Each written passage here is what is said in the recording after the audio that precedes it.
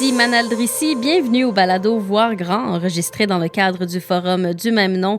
Aujourd'hui, j'ai la chance de discuter avec Anne-Céline Guyon, qui a commencé en luttant bénévolement contre le projet d'oléoduc Énergie Est. Elle s'est impliquée dans la cause environnementale en participant aussi dans des groupes citoyens comme Stop Oléoduc, la création de la fondation Coule pas chez nous. En 2016, elle a finalement fait le saut professionnel dans la lutte au changement climatique, en coordonnant la coalition québécoise contre Énergie Est, puis la coordination du Front commun pour la transition énergétique et a participé à la création, entre autres, du Pacte pour la transition. Aujourd'hui, elle est chargée de projet climat pour l'organisation Nature Québec, où elle occupe notamment le rôle de faire le lien entre les comités citoyens et les organisations environnementales qui travaillent contre le projet GNL Gazoduc. Bonjour Anne-Céline Guyon. Bonjour Manal. Merci d'être avec nous aujourd'hui. Donc, commençons par le début. Vous avez commencé en militant bénévolement pour la cause environnementale. Qu'est-ce qui vous a fait faire le saut? J'ai envie de dire, c'est un momentum assez précis dont je me souviens assez bien. C'est 2012, le printemps étudiant. Je vois ça aller, je suis révulsée comme beaucoup par l'attitude gouvernementale vis-à-vis des étudiants bon, j'ai une culture politique, on va dire ça comme ça, tu sais, c'est quelque chose qui m'intéresse et à un moment donné je me dis oh mon Dieu, ça suffit de chialer dans sa cuisine, c'est bien beau d'être indigné mais il faut pas comme passer à l'action. Puis je lisais beaucoup d'essais politiques à ce moment-là. Puis c'est là que je suis notamment tombée sur le texte des Indignés de Stéphane Hessel, qui disait c'est bien beau de s'indigner, mais à un moment donné, justement, il faut passer à l'action. Puis il faut choisir dans quel domaine on veut passer à l'action. T'sais. Et c'est vrai que moi, le domaine environnemental m'a toujours intéressée. Et j'ai commencé tout simplement vraiment en m'impliquant dans l'association de protection du lac où j'habitais. Puis chemin faisant, à un moment donné, dans ma région passe une série de conférences là, qui étaient menées par Équiterre, la QLPA et des groupes locaux qui voulaient informer sur la venue éventuelle du projet d'oléoduc Énergie Est, justement. Et j'ai assisté à une conférence. Et c'est en assistant à la conférence qu'après, j'ai laissé mon adresse courriel, comme souvent dans ces réunions-là. On m'a recontacté pour demander si ça m'intéressait de m'impliquer dans un comité citoyen. Je me suis dit, je vais aller voir, je veux voir à quoi ça ressemblait. Il faut savoir que moi, je m'étais jamais impliquée dans quoi que ce soit dans ma vie. Donc, c'était vraiment un début, on va dire, sur les chapeaux de roue. Mais c'est comme ça que tout a commencé. Et une chose en entraînant une autre, je me suis... professionnellement, je coordonnais des projets de recherche. Donc, assez naturellement, on m'a comme attribué la place de coordonner les comités citoyens qui se constituaient petit à petit justement le long de l'éventuel tracé de l'oléoduc. Et puis c'est comme ça que tout a commencé, puis que ça s'est emballé, que je suis devenue porte-parole, puis tout ça. C'est particulier quand même de partir de n'avoir pas milité du tout à se lancer comme militant dans la cause environnementale, et j'imagine que vous avez dû apprivoiser les actions qu'on prend, mais disons les actions appropriées pour changer les choses. Donc, c'est quoi le registre des actions qui sont faites dans le milieu militant pour faire des changements au milieu gouvernemental pour la cause environnementale? Oui, ça a été vraiment un apprentissage 101, j'ai envie de dire, sur le terrain direct, en contact avec les choses. Là. Le registre, il est très grand, c'est-à-dire qu'on utilise à peu près tout dans le registre des actions possibles de la mobilisation citoyenne. Ça va évidemment de la simple signature de pétition, l'envoi de courriel à des députés, jusqu'à... il a fallu investir aussi toutes les nouvelles plateformes de médias sociaux, comme Facebook, Twitter, Instagram, tout ça. Donc, se servir de ces outils-là beaucoup pour faire pression. D'un côté, informer et sensibiliser le public grâce à ces moyens-là. Les médias traditionnels, évidemment, aussi avec beaucoup de relations médias. Mais également après la mobilisation à travers ces outils-là. Donc, on passe de l'information, la sensibilisation, après au passage à l'action. Donc, c'est faire toujours upgrader, j'ai envie de dire en bon français, les niveaux d'engagement des gens. On utilise évidemment la manifestation, sortir dans la rue, en tout cas quand c'était possible, évidemment. J'ai participé à l'organisation de beaucoup de mobilisations dans les dernières années. Il y a évidemment les relations politiques pures et dures, donc c'est-à-dire vraiment rencontrer nos politiciens et nos politiciennes les yeux dans les yeux pour les persuader d'agir, ce qui n'est pas toujours évident. Il y a les actions juridiques essentielles aussi quand à un moment donné, on n'a comme plus le choix de forcer nos gouvernements à respecter des fois leurs propres lois. C'est ce qui s'est passé notamment dans le dossier Energiest avec Kakuna, le projet de port pétrolier qui était en plein milieu de la pouponnière des Belugas. Le Centre québécois du droit de l'environnement a agi à ce moment-là et a gagné. C'est une organisation avec qui on travaille très très régulièrement, j'ai quasiment envie de dire tous les jours. Donc l'action juridique très importante. Et puis il y a les actions après plus intenses, on va dire ça comme ça. Il y a évidemment tout ce qui est désobéissance civile non violente qui font aussi partie, j'ai envie de dire, du panier là, dans lequel on pige régulièrement pour faire pression. Donc c'est vraiment j'ai envie de dire, un éventail d'actions là, qui aussi permet d'aller chercher différentes personnes. C'est-à-dire qu'il y a des gens qui vont juste être à l'aise de signer une pétition, puis il y en a qui vont être à l'aise juste à aller, qui vont vouloir juste bloquer des ponts. Est-ce que vous avez une action de prédilection? Moi, personnellement, je suis plus dans la mobilisation à travers la communication, dans les communications digitales, puis aussi dans les relations médias et politiques. Puis sinon, moi, j'ai souvent eu un rôle, puis c'est encore le cas actuellement contre GNL Gazoduc, où je coordonne. C'est-à-dire, moi, mon rôle, c'est justement de mettre les différents acteurs autour de la même table et de faire en sorte que tout ce monde-là se parle et que les stratégies de chacun se complètent. Parce que c'est ça l'important. L'important, c'est pas forcément de marcher tous d'un même pas, d'avoir tous la même stratégie, mais au contraire que les stratégies de tous, qui sont souvent choisies en fonction des forces de chaque organisation, vraiment mises ensemble, si vous voulez, construisent une espèce de puzzle, puzzle pour la version gentille, j'ai envie de dire même mur de briques pour la version peut-être un peu plus tough, mais c'est ça l'idée en fait. Il y a un spectre très large d'actions. Vous les avez nommées. Il y en a vraiment plusieurs, autant dans la sensibilisation que dans les relations politiques, que dans l'organisation de manifestations et autres. Et pourtant, celle qu'on retient souvent le plus du côté médiatique, c'est la désobéissance civile. En quoi ça consiste d'abord? Mon Dieu, je suis pas une spécialiste, je le dis tout de suite, la désobéissance civile, c'est pas ma chose de prédilection, même si je la pense extrêmement nécessaire. En gros, là, c'est quelque chose qu'on utilise aussi souvent un peu en dernier recours, on va dire ça comme ça. C'est pas un geste souvent qu'on pose en premier lieu dans une stratégie, encore une fois, où on fait monter les moyens de pression. Souvent, c'est le moyen qu'on utilise un peu vers la fin, finalement, quand on a essayé tout le reste. Et d'ailleurs, le fait d'avoir essayé tout le reste et que ça n'ait pas marché vient crédibiliser l'action de désobéissance civile non violente. C'est le fait tout simplement de poser un geste ou des gestes non violents, mais qui très clairement font des éclats médiatiquement parlant. On peut penser à l'action de Extinction Rebellion à Montréal il y a maintenant 2 ans presque. Le blocage du pont Jacques-Cartier, ça peut être ça. C'est un moment de dire ça suffit, ras-le-bol. On a essayé tous les autres moyens, on a essayé le dialogue, on a essayé la manifestation, on a tout essayé, on vous le dit, là, ça marche pas. il n'y a pas assez d'action politique au niveau de la lutte au changement climatique, ne nous entendez pas, donc on va agir un peu plus radicalement.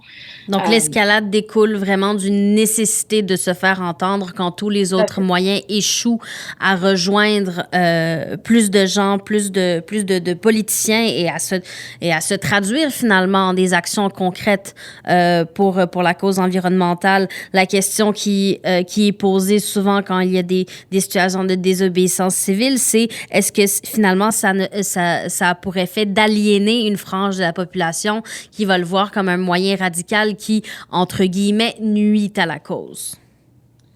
c'est toujours un risque, c'est sûr. Faut le savoir. Encore une fois, l'action du pont Jacques-Cartier a effectivement été sur la tangente à ce niveau-là. C'est fait extrêmement critiquer. En même temps, il y a ceux qui disent parlons bien, parlons-en mal, mais parlons-en. Tu sais, c'est aussi ça quelque part. Ça a eu quand même la force de dire l'action climatique, c'est plus le temps des discours, il faut passer à l'action. Puis tant que vous ne passerez pas à l'action, c'est le genre d'action qui auront lieu. T'sais. Donc, ça a permis de mettre le sujet dans les médias. Puis après, c'était au porte-parole de l'action d'expliquer pourquoi ils en étaient arrivés là. Moi, à mon sens, ils l'ont extrêmement bien fait. Alors après, bon, évidemment, on est dans un momentum de polarisation, beaucoup, de la société. Donc, c'est le genre d'action qui, à mon avis, puis je mets ça vraiment entre des gros guillemets, mais qui, dans le contexte actuel, peut être vraiment encore plus à double tranchant peut-être qu'avant. Maintenant, faut prendre... Tu sais, on dit toujours que les grands gains de la société civile se sont jamais faits non plus avec une adhésion de la majorité de la population, mais plutôt avec des petits groupes bien organisés puis bien informés qui ont fait la job, on va dire, pour le reste de la société. C'est un peu ça aussi, les actions de désobéissance civile non violente. Encore une fois, c'est un outil parmi d'autres qui a sa place à un certain moment, mais il faut qu'il soit bien mené. Et oui, c'est risqué, mais je pense que présentement, on est dans une situation qui fait que si on n'agit pas, ce qu'on va vivre en tant que société à l'échelle planétaire est beaucoup plus dangereux que juste... C'est la balance des inconvénients, finalement, parce que tous ces moyens qui sont adoptés depuis plusieurs années, depuis plusieurs décennies, mais peut-être plus en marge de la société jusqu'à un certain moment, puis dans les dernières années, c'est beaucoup plus mainstream, la cause environnementale. Vous parliez de polarisation, mais est-ce que malgré le climat de polarisation, il va falloir, vous pensez, avoir recours à plus d'actions radicales? C'est une bonne question. Et je pense qu'il y a différentes façons de l'être radical. Je pense qu'il y a aussi une question de ton dans notre manière de nous adresser aux politiciens, aux politiciennes, sans forcément toujours non plus être dans la désobéissance civile. Où le temps du dialogue à tout prix est peut-être... En tout cas, ça, vraiment, je m'exprime, c'est mon opinion personnelle, mais moi, j'ai vraiment le goût présentement de durcir un peu le ton, là, parce que ça fait des années qu'on répète les choses, puis on a le droit de très beaux discours, mais dans les faits, il n'y a rien qui bouge, si ce n'est quelques petites mesurettes de saupoudrage à droite et à gauche, alors qu'on est face à une crise qui nous demande un vrai changement de système. Et nos politiciens, politiciennes ne sont pas là, autant au fédéral qu'au provincial. C'est vrai au Canada, c'est vrai ailleurs. Les choses changent, évidemment. Il y a des signes positifs depuis l'élection de Biden, par exemple, aux États-Unis. On rentre peut-être dans une nouvelle dynamique à l'échelle mondiale. Mais encore là, c'est les actes qui vont parler, c'est pas forcément les discours. Il faut attendre de voir. Et au-delà de ça, c'est la mobilisation citoyenne qui va faire la job. Donc, il faut continuer à mettre la pression plus que jamais. on est en situation d'urgence, ça, il va falloir que les gens le comprennent aussi. Donc, il y a des choses, oui, il va falloir être plus radical. Toute la question que moi, je me pose depuis plusieurs années, et j'ai pas forcément la réponse à ça, mais je pense que c'est une question qu'on se pose aussi beaucoup dans le milieu environnemental, c'est comment justement garder être radical, mais tout en gardant le dialogue. Mm-hmm. C'est pas toujours facile. C'est des risques à prendre. Est-ce qu'on est prêt à prendre ces risques-là? Encore une fois, c'est des questions vraiment qu'on se pose à tous les jours dans le mouvement. C'est un mouvement qui est de particulier d'avoir un compte à rebours qui est en marche, en quelque sorte. Donc, il y a plusieurs enjeux qui occupent l'espace public en ce moment et qui rassemblent et qui polarisent. Mais celui de l'environnement, particulièrement, déjà touche tout le monde, peu importe qui on est, dans quelle classe sociale on vit, tôt ou tard. Ça se rend pas à tout le monde en même temps, mais tôt ou tard, tout le monde va être directement touché par cette situation-là. Oui, tout le monde va l'être, certain, mais tout le monde ne va pas l'être à la même hauteur. Et malheureusement, la problématique des changements climatiques va venir aussi accentuer les problématiques sociales que l'on vit. On le sait tout de suite, puis on le voit avec la pandémie. Je veux dire, c'est les femmes qui trinquent le plus, c'est les populations racisées, c'est les minorités. Je veux dire, et la crise climatique, ça va juste être une couche supplémentaire dans tout ça. Oui, allez-y. Ouais, non, c'est juste dire que c'est pour ça qu'il faut à tout prix justement cette fameuse convergence des luttes, et c'est pour ça que j'ai accepté d'ailleurs de répondre à ce podcast-là, et qu'on travaille de plus en plus en grande coalition avec les milieux communautaires, avec les gens qui travaillent sur la pauvreté, l'antiracisme, parce que c'est fondamental d'allier toutes ces problématiques-là, parce que les changements climatiques vont juste mettre toutes ces injustices-là encore plus en exergue, comme s'il en fallait encore plus. Absolument. Donc, c'est pour ça la nécessité que les enjeux soient liés. On sent dans les revendications écologistes dans les dernières années une dimension sociale qui prend de plus en plus de place. Et on parle de transition juste. Qu'est-ce que ça veut dire, une transition juste? Alors, la transition juste, puis là, je vais distinguer deux éléments, parce que la transition juste, à la base, historiquement, c'est un concept qui a été élaboré principalement par le milieu syndical pour parler de la transition que devaient faire les milieux de travail. Donc, de plus en plus, les syndicats, puis particulièrement au Québec, je dois dire, sont allumés depuis maintenant plusieurs années sur la question climatique, participent à nos rencontres, on jase de stratégies ensemble, sont conscients que certains milieux, certains secteurs vont devoir, dans un premier temps en tout cas, arrêter l'expansion, puis dans un second temps même fermer carrément. Donc, l'idée, c'est pas de nier ça, l'idée, c'est de dire, travaillons à la sortie des travailleurs et travailleuses de ces secteurs-là pour que ça se fasse le plus en douceur possible, qu'on laisse le moins de personnes possible derrière. Ce concept-là, transition juste, appliqué aux travailleurs et travailleuses, j'ai envie de dire, appliquons-le à l'ensemble de la société. Parce qu'on le disait tout à l'heure, effectivement, ça va venir vraiment accentuer certaines inégalités sociales déjà présentes. On le sait aussi que certaines mesures qu'il va falloir mettre en place pour lutter contre les changements climatiques, si elles ne sont pas faites de la bonne façon, pourraient elles aussi venir accentuer ces problématiques-là.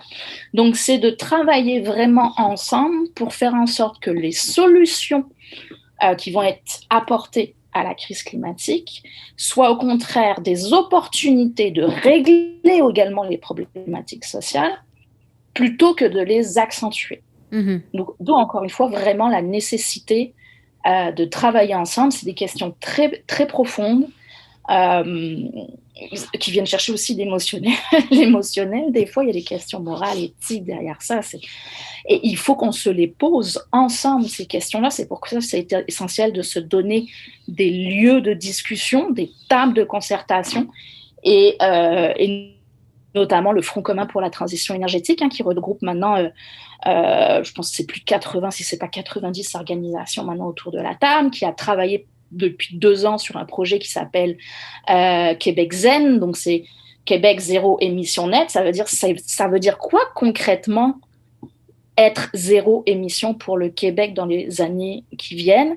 Et à participer à ce travail-là, j'ai envie de dire presque tous les secteurs de la société civile québécoise. On avait des syndicats, on avait le milieu communautaire, le milieu de la santé, les organismes environnementaux, les milieux citoyens.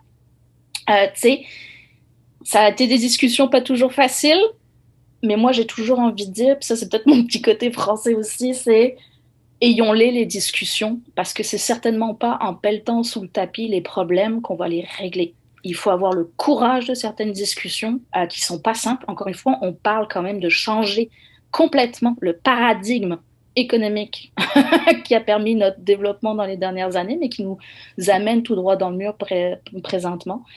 C'est pas rien, ça va toucher tout le monde. Donc, et tout est interrelié aussi. La complexité, le niveau de complexité de nos sociétés nous oblige en plus à ce dialogue. Parce que c'est pas vrai qu'on va régler les choses en restant chacun dans nos silos, parce que tout est interrelié. Une intersectionnalité des luttes dans la cause environnementale aussi. Il y a beaucoup d'organismes communautaires pour qui la cause environnementale, bien que légitime et importante, c'est quelque chose qui les désoriente. C'est pas quelque chose qui d'emblée est facile pour eux à intégrer dans la structure des organismes communautaires. Donc comment... Et l'inverse, c'est vrai. C'est-à-dire, pour les organismes environnementaux, c'est pas simple d'intégrer les enjeux sociaux. Donc, comment on fait pour faire communiquer ces deux pans d'enjeux sociaux très importants?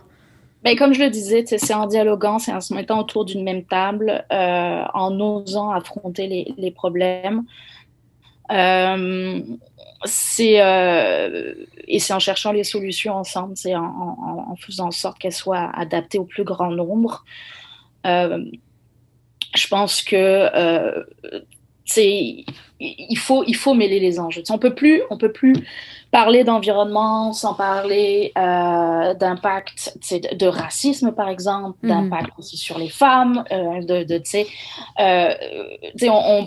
dans les solutions qu'il faut apporter par exemple. Un exemple très concret. On parle d'efficacité énergétique, particulièrement au niveau des bâtiments.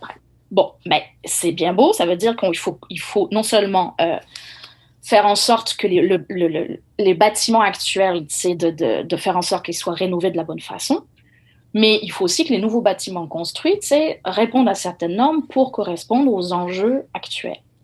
Bon, ben, ce qu'on voit présentement se développer de ce côté-là, souvent, c'est de la part de promoteurs privés, c'est de faire en sorte de mettre en place des écoquartiers ou des bâtiments, tout ça, mais avec genre un condo à un 3,5 dont le loyer va être à 1 300 $ par mois. C'est pas plus dans la région de Montréal. Je voyais ça à Québec dernièrement. J'hallucine. Je veux dire, c'est tout sauf ça qu'il faut faire. L'écologie n'est pas un luxe. Ça veut dire, et c'est là où le travail, par exemple, avec des associations comme le Frappru est essentiel pour venir amener la dimension d'accès au logement dans nos manières de faire et dans nos revendications. Ça, c'est un exemple très concret. La question de la mobilité aussi, le transport collectif, le rendre le plus accessible possible aux plus démunis, c'est quand même essentiel. Le transport collectif n'est pas un luxe. Absolument. Et parlant de mêler les enjeux, parce qu'effectivement, on peut absolument pas régler une chose en s'attendant à ce qu'il y ait pas des manquements sur tous les autres pans. Dans le contexte actuel, on est dans une crise sanitaire. Qu'est-ce qu'on peut faire comme lien entre la crise sanitaire qu'on vit et la crise climatique qui se poursuit pendant ce temps-là? Elle a pas pris de pause. Elle est pas sur la PCU, la crise environnementale. Non, clairement pas. Elle est plutôt boostée aux hormones, je vous dirais même. Ben, le lien, il est évident. Le lien, on le sait. La pandémie qu'on vit, le virus circule à cause d'une restriction de plus en plus grande entre les milieux naturels et l'étalement des activités humaines, c'est-à-dire que les milieux tampons qui permettaient que les virus, les zoonoses, qu'on appelle les zoonoses, donc chez les animaux, ben, restent chez les animaux, ben, comme on détruit leur habitat par l'étalement urbain, par exemple, ou l'extension de l'agriculture industrielle, ben, fait en sorte que maintenant, ben, les virus jumpent directement sur les humains. Donc, tu sais, toutes les scientifiques le disent. Il y a beaucoup d'articles qui ont été publiés ces derniers temps, justement, toute cette dernière année, qui disent, écoutez, les amis, on est désolé de ce qu'on vit à l'heure actuelle, mais c'est juste le début, tu sais. Est-ce que vous pensez que ça va mener à une prise de conscience chez les gens qui étaient peut-être encore un peu sceptiques? Écoutez, je le souhaite, je l'espère profondément. Je pense que de la part d'une certaine population, il y a le lien se fait. Je pense qu'on n'en a pas assez quand même parlé. Je pense aussi que de la part du milieu environnemental, et j'en ai fait partie au tout début, on ne savait pas trop comment se positionner dans tout ça parce qu'on ne voulait pas non plus être irrespectueux de ce que les gens vivaient avec la crise de la pandémie. Donc, on ne voulait pas dire genre, hey, on vous avait prévenu. Tu sais, c'était pas ça le but du discours, tu sais, une espèce de culpabilisation des gens, là. Mais du coup, à contrario, on n'a pas assez communiqué sur le lien entre la pandémie et l'environnement. Ça commence à sortir un peu plus. Mais du coup, je pense que beaucoup de gens ne sont pas encore là. Il y a aussi le phénomène de fatigue. Ça fait maintenant 1 an qu'on est là-dedans. On entend, même s'il y avait beaucoup de discours au début de « Ah, ça va être l'occasion de faire les choses autrement », tout ça, les gens ont juste envie d'un retour à la normale, même si ce normal, c'est ce qui nous a amené à ce qu'on vit là. Puis c'est très humain, hein. On ne peut pas en vouloir non plus aux gens de retrouver leur vie, de pouvoir revoir leurs proches, que les grands-parents voir leurs petits-enfants. Mais il va falloir que les gens comprennent quand même que ce fameux retour à la normale auquel ils aspirent, ben, il y a certaines choses qui nous conduisent inévitablement à vivre de plus en plus de crises comme celle-ci.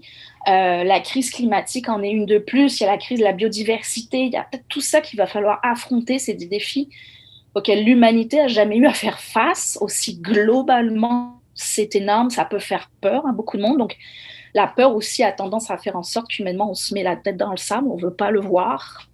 C'est très humain, encore une fois aussi, comme comportement. Donc, c'est comment communiquer pour que les gens prennent conscience de ça sans forcément paniquer. On voit aussi tout le phénomène de l'éco-anxiété qui augmente. On parle des jeunes, mais ce n'est pas juste les jeunes non plus. T'sais. Alors, comment faire en sorte que tout ça ne paralyse pas, mais au contraire, pousse à l'action? Par exemple, sur la conservation, on s'aperçoit que les gens ont réalisé cette dernière année l'importance des milieux, de l'accès à la nature pour aller décompresser. C'est à peu près la seule chose qui leur reste. Moi-même, j'essaie de sortir toutes les fins de semaine, d'aller dans les parcs nationaux, tout ça. Mais il y a quand même une différence entre avoir accès à cette nature-là, sentir qu'on en a besoin et comprendre que il faut la protéger pour pouvoir y avoir accès. Il faut que les gens fassent ce jump-là et qu'on a besoin d'eux pour la protection de cette nature-là. Donc, c'est tout ça qu'il faut... Et autant en ce moment, bon, la crise sanitaire et la crise climatique sont indéniablement liées, autant pendant cette crise sanitaire, c'est devenu d'autant plus difficile de militer pour la cause environnementale à cause des mesures sanitaires qui réduisent le champ d'action de la cause environnementale et du militantisme. Donc, une fois que la pandémie sera terminée, qu'est-ce qu'on attend? Qu'est-ce qui est en train de se préparer en termes de militantisme environnemental? On va tous être dans les rues.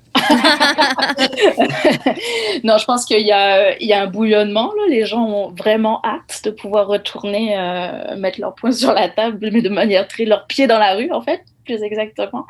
Ça, on le sent quand même beaucoup chez les jeunes, notamment tous ceux qui se sont mobilisés en 2019, qui ont eu un peu l'herbe coupée sous le pied par la pandémie. Ils sont toujours là, hein, ils s'activent sur les médias sociaux. Si vous suivez leur page et tout ça, ils font beaucoup de choses. On s'est tous un peu tournés vers le digital pour compenser. Beaucoup de formations, beaucoup de webinaires, beaucoup de réflexion. On travaille tous énormément aussi. On ne s'est pas juste assis sur nos chaises là, et attendre que ça passe. Là. Loin de là, j'ai même envie de dire.